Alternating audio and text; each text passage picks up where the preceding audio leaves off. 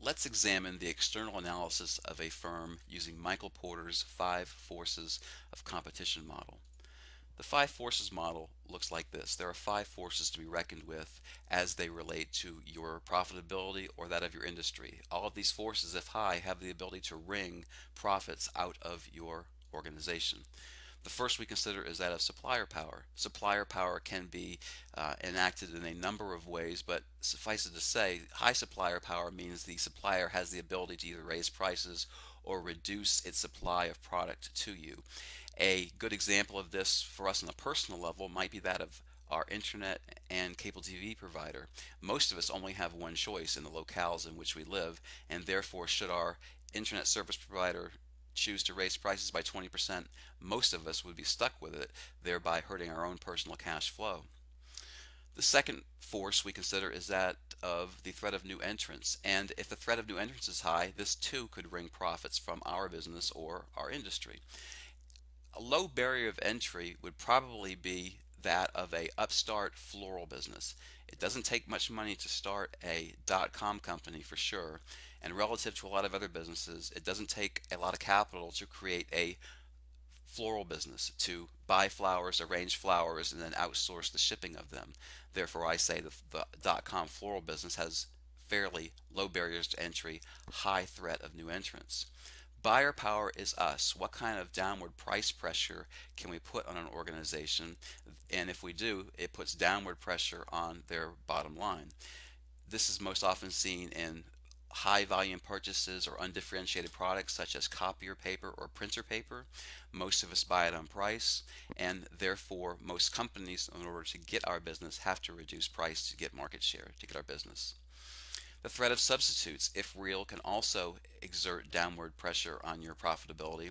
If you take, for example, the homeowners insurance business, most of these companies offer very similar premiums, very similar protection, and many people see these as having low switching costs if they switch from one to the other from year to year if they find a better deal somewhere. The last of Porter's five forces is that of rivalry. Who is your competition? What are they doing? Before we start to discuss each of the five forces, it's important to reiterate that the mantra behind this whole model is that your competition is not your only competitor. You have to consider the aggregate composite of the factors we just discussed, all five of them, and then try to learn how to deal with them and finding a way to lead your firm to profitability. In general, the stronger the forces, the harder it is for any business or an industry in some to earn attractive profits. The first force we consider is that of rivalry among sellers.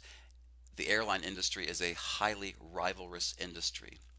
It's usually high when you see a lot of marketing maneuvering and jockeying for buyer patronage. It's continuous, it's ongoing, like it is between Coke and Pepsi, but it's not between Rolex and Seiko because they're in two different markets. In general, rivalry intensifies when competitors are very, very active in their marketing maneuvering. If you take, again, for example, the airline business, just going from New York to Miami, four different airlines, four different dates, four different times, $11 is the only difference that separates those four different round trips, and they'll be highly correlated no matter who moves up or down. The threat of new entrants is probably something that Apple iTunes should be very cognizant of because there are a lot of new entrants in this market and would-be entrants to this market, and that threat puts downward pressure on profitability, especially as the pool of entry of firms increases. For example, Google once considered Yahoo as a threat. Now they probably see Bing as more of a threat. But people chasing Apple's iTunes are firms like Amazon.com and that which they've recently done. And some of the smaller players in the MP3 music business, Rhapsody, eMusic, iMesh, and there's many more, are offering similar products, well, the same products in terms of music at lower prices. They don't have quite the breadth that iTunes has, though. Threat from substitute products. It, you have to consider here what are reasonable substitutes. Table salt is table salt, sugar is sugar, and here we have two forms of whey protein that people buy when they like to lift weights. Whey protein is whey protein, and these products often, but not always, sell primarily on price. Who's got the better price? Do you buy it from GNC or do you go to Sam's Wholesale Club? It depends on how you see the substitutability of these products. A lot of telephone carriers are becoming the same way as well when you consider that there's a number of handsets that are out on the market as of today, all of which offer some fairly similar features, but moreover, the wireless carriers offer very, very similar pricing plans. Supplier power, if high, can also affect the profitability of an industry. And supplier power means that they have leverage in controlling prices and usually means upward uh, pressure on prices, putting downward pressure on your profits. Uh, in these three businesses that you see at the bottom of your screen, those right now are the only three manufacturers of touch screen panels for iPhones and tablets in the world. They're all from China, excuse me, one's from Taiwan, but what you have here is an oligopoly. They have the ability to control prices and put downward pressure on anyone who is in the smartphone or tablet business who's not making their own touchscreen. And the last of the five forces is that of buyer power. And here I have the tale of two different beverages and two different scenarios, actually. We, as buyers, can drive down prices if we have a lot of say over the price of which a manufacturer or service provider sells that product. It all comes down to the costs of switching. Do we find there to be switching costs? If there are low switching costs, then often we'll put downward pressure on companies to give us a better price.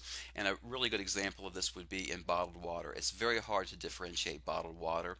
The cost of switching from one bottled water to another for most of us are minimal. Most of us are going to buy on price if it's appreciable when we get to the retail level.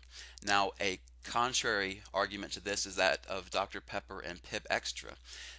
Dr. Pepper has differentiation over Pibb Extra. It has brand loyalty over Pibb Extra.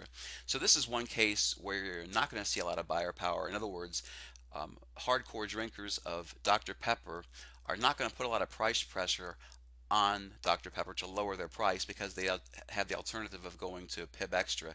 It's just not a viable substitute.